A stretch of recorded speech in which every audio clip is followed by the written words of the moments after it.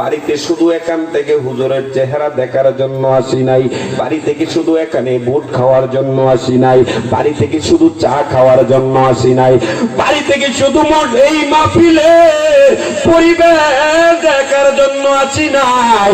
আমি বলবো আজকের মাহফিল থেকে আপনার আমার কিছু বাড়িতে নিয়ে যাইতে হবে যে কেমন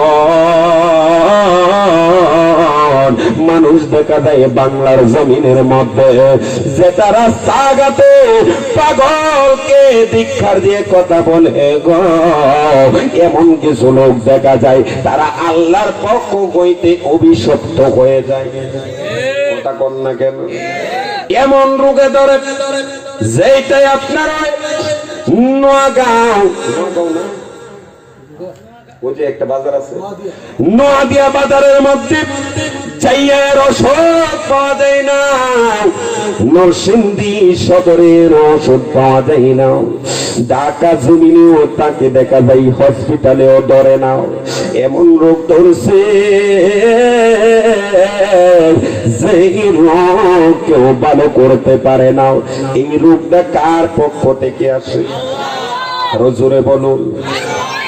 খামোশ, আমি আপনাদেরকে বলে দিই, কুৎসিন কালেও কোন অপর পাগলকে ফকিরকে দীক্ষা দিবেন না। রাজি আছেন? আরো জোরে বলুন, আছি না? হাইরে আমার নরসিংদীর বাবা, আমি আছি না হায়দারি আজকে আপনাদেরকে জানাইয়াতে কেন আমি এই কথাগুলো বলতেছি রে বাপ। কিছুদিন আগে দেখা যায় আমাদের পার্শ্ববর্তী এলাকায় যেই গ্রামটার নাম হলো সল্লাবাদ, সল্লাবাদের মধ্যে দেখা যায় এমন একটা লোক আছে রে, দেখা যায় বড় বুজুর্গ, মুখে দাড়ি আছে, মাথায় পাগড়ি আছে, তার ভিতরে কোরআনের জ্ঞানও আছে। ওই লোকটা দেখা যায় এমন একটা পাগল, রাস্তার মধ্যে দেখা যায় এমন ভাবে আউলা কেসে পাগল পেশে বৈশা রইছে রে বাবা। তার কাছে যখন কিছু টাকা চাইছে রে, সেই একটা টাকাও দেয় না, বরং কি বলে তুমি টাকা দিয়ে কি করবা? পাগলা কয়েক টাকা দিয়ে কি করি না করি তোমার জানার প্রয়োজন নাই, যদি মনে চাই দিবা নতবা দেওয়ার দরকার নাই।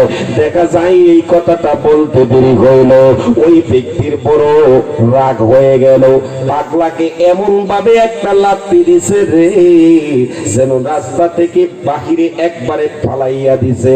একবার জোরে জোরে বলা যাবে কি নাউজুবিল্লাহ? এই খবরটাই আমার কানের মধ্যে পৌঁছলো। আমি কই বাইরে গজব করছে, গজব করছে, কারণ আপনার ভিতরে আমাদের ভিতরে কি আছে আমরা তো কেউ কারো খবর জানি না রে বাবা। আল্লাহ কোন কাজ দিয়ে বড় কষ্ট পায়, আল্লাহ কোন কাজ দিয়ে বড় শান্তি পায়, আপনি আমি কেউ জানি না। এইবার দেখা যায় কাজানি জামুদ্দিন আউলিয়া তা দিল্লি শহরের মধ্যে দেখা যায় এক ডিস্কি নয়, দুই ডিস্কি নয়, তিন ডিস্কি নয়, প্রায় 90 ডিস্কি খিচুড়ি পাকায়া পাকায়া মানুষকে খাওয়াইতো। সুবহানাল্লাহ পড়েন না? হাইরে বাবা, ভাবির মনোযোগ, দেখা যায় ওই খিচুড়ি গুলো মানুষকে খাওয়াইতো দিল্লির বাদশাহ গিয়াসউদ্দিন বলবান, যার নাম হইল গিয়াসউদ্দিন দিল্লির বাদশাহ।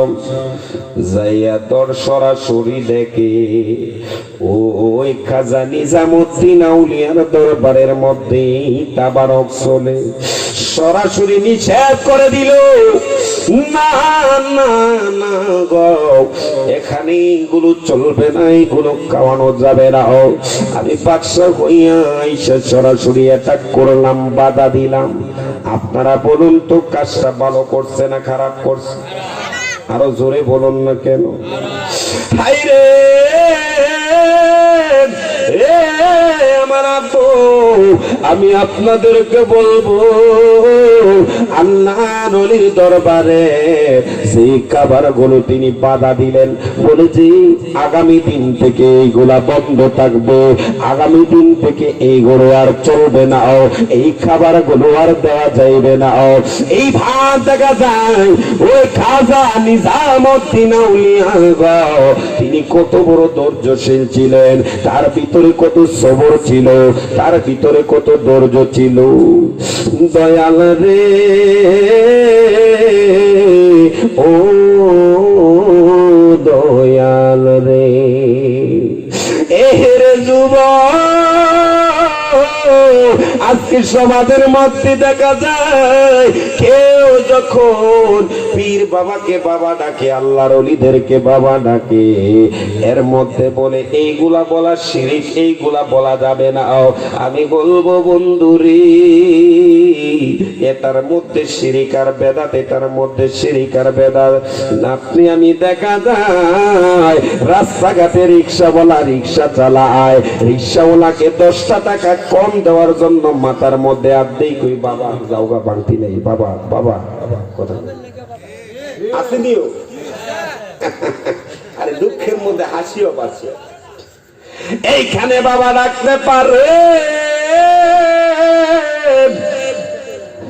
ফকির ব্যক্তি আসছে 2টা টাকা দেওয়ার জন্য, 10টা টাকা নেওয়ার জন্য। ফকির ব্যক্তি হাত পাচ্ছে, বলে বাবা মাফ করো, কয় না বাবা মাফ করো আজকে নাই। এখানে বাবা ডাকতে পারি, ওই জায়গায় যখন আল্লাহর ওলিদেরকে বাবা ডাকে এটার কোনো ফতোয়ার অভাব নাই। কথাটি মিথ্যা বলছি নাকি? এখানে অনেক ফতোয়ার অভাব নাই। শুধু তাই নয় রে যুবক, এই সমাজের মধ্যে দেখা যায় অনেক মানুষ চেহারা বড় সুন্দর, বডি গাড়িও ভালো আছে, দেখা যায় যুবক বাবার কাছ থেকে কিছু টাকা নেয়, মায়ের কাছ থেকে খুইজা খুইজা কিছু টাকা নেয়। রাত্রে যখন 1টা 2টা পাইজা যায় ঘরের কোনায় বসে বসে টাকা দিয়া জানি এটা কি খাই, সিগারেট বলে, এটার নাম আপনারা জানেন না। এই যে আমার বাবা পেয়েছে।